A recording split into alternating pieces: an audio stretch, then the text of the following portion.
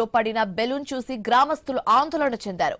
పోలీసులకు సమాచారం ఇవ్వడంతో అక్కడకు చేరుకున్న పోలీసులు బెలూన్ ను పరిశీలించారు. బంగ్లాదేశ్ సిల్హెట్ లోని గిలాచారా ద్విముఖి హై స్కూల్ పేరు, ముగ్గురు వ్యక్తుల ఫోటోలు, బెంగాలీలో వ్యాఖ్యలు దానిపై ఉండడాన్ని గమనించారు.